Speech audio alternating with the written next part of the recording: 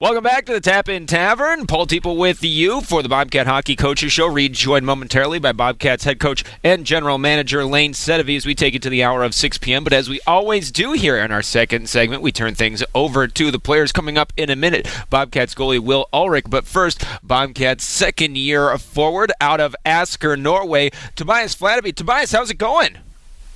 It's good. How are you? Not too bad at all.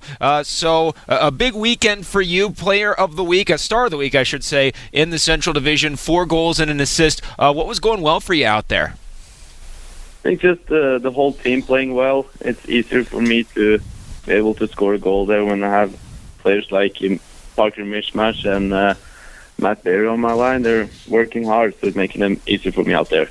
Well, your line this weekend responsible for 12 points. Being able to have those kind of playmakers out there, certainly kind of like how things started for you last year, playing with Harrison Aid and Alex Strand. Is it different? Is it the same as playing with those two as playing with Parker and Matt this year?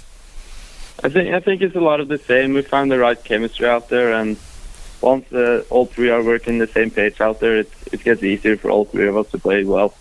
Now, on the other side of that, one of the big things that went well, not just for you but for the team in general, was the power play this weekend. 5 power play goals, including 4 on Friday night in that 5-4 win. What's going so well right now on the power play?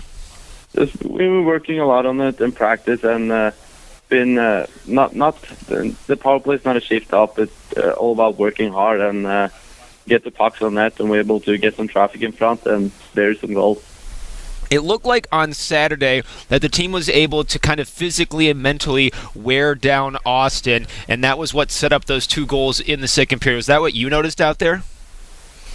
Yeah, I think the whole team is in shape now, and we're working hard. So if we keep working like that, we'll try and wear out the other teams on the second game in the weekend. Now, this weekend, just one game, and once you know it, it's up in Minot. The first trip back to the Mesa for a regular season game since early March of last season. What's the same, what's different for you in terms of emotionally preparing for this big rivalry game?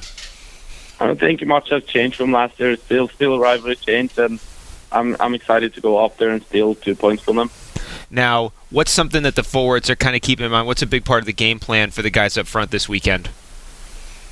Just the hard work. Minus it's a tough team to play against. They're undefeated so far this season, so we got to bring our best game up there and take 2 points from them.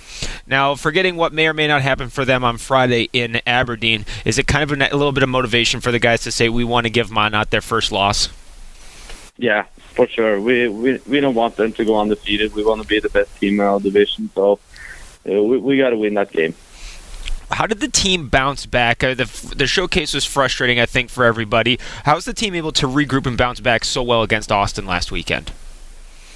I think most of the players weren't happy with the way they played at the showcase. The whole team, as a general, didn't play that well, so we were just ready to come back on the series against Austin and show what we really got. Well, Tobias, we thank you very much for stopping by and sharing a little time. Congratulations again on Star of the Week, and good luck Saturday night against the Minotauros. Thank you, Paul. Our thanks to Tobias Fladeby for joining us here this evening. We remind you, Bobcats are on the road just one game this weekend as the Cats travel up to Minot, the first battle of the year with the Minotauros in the Battle of Highway 83. 7:35 puck drop. We'll have pregame coverage right here on Supertalk 1270 at 7:05. You can also listen worldwide at supertalk1270.com or on your smartphone with the Radio Pup app available on Google Play and the App Store. We now say hello to first-year Bobcat but second-year junior goaltender out of Birmingham, Michigan. We say hello to Will Ulrich. Will, how's it going? It's going well, Paul. How are you? Not too bad at all. So, team comes in after a bit of a disappointing showcase, comes in and gets 4 points off of Austin. What was it like, and what did the team have to do to get a big bounce back like that with 2 huge divisional games this past weekend? I think obviously it was a little disappointing for everyone in the club going 1-3 in the showcase, but we were able to spend the entire week working on our systems and then fine-tuning everything a little bit. and we were able to come out really strong in both games and jump out to big leagues pretty early in both games this past weekend. So obviously that's a really good thing to be able to do that and get a sweep against a really good team this early in the season. Now, one of the things that you and I talked about after the game on Saturday is that you play with the Magicians last year as part of the Central Division. So as far as the Central Division goes, you've seen everybody, including the Wilderness, who the Magicians played a bunch last year. That familiarity, I got to imagine, is a pretty nice advantage or leg up for you in net, knowing a lot of tendencies for guys that are coming back for teams that you played all last year. Yeah, I mean, it does help a lot, knowing, especially with road games, knowing what to expect, and, the atmosphere you're going into. So, I'm not nervous about anything. It's just a matter of, playing well, playing my game, and giving us a chance to win every night. And especially with how tight things were in our division last year, every single weekend is a big weekend for the team to get some points, which matter no matter what time of year it is. And it seemed like on Saturday in your start against Austin, you were ready for a lot of what they were throwing at you. I was thinking, too, the way that Austin was really liking to get down the wall on either wing and then throw those centering passes in transition. You were ready with poke checks. You were ready to glove those passes if they were saucer passes, if they came close to the crease. Is that something where you saw these guys? You saw Koth and Butel, you saw Stefka, you saw Misyek, who you faced on the penalty shot on Saturday. You saw those guys last year, so you kind of had an idea of what to expect already? Yeah, I mean, obviously with the way our league's set up, you play every team quite a few times throughout the year, so you do get a real familiarity with how each team, how they run their forecheck and their offensive tendencies. So they kept trying to drive the puck to the middle of the ice. So I know to expect to always look for a guy coming in the slot to drive to the net.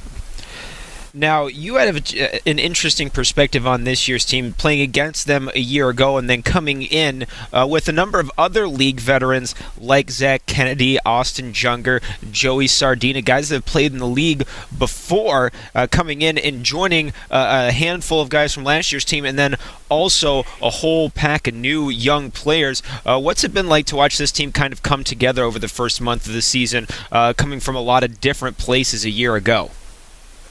I mean, it's definitely it's really cool. Obviously this Bismarck team set up a lot differently compared to last year's team. Last year, there's definitely a lot of older, 95 birth year players, where this year we have a real good mix of veterans and skilled younger players.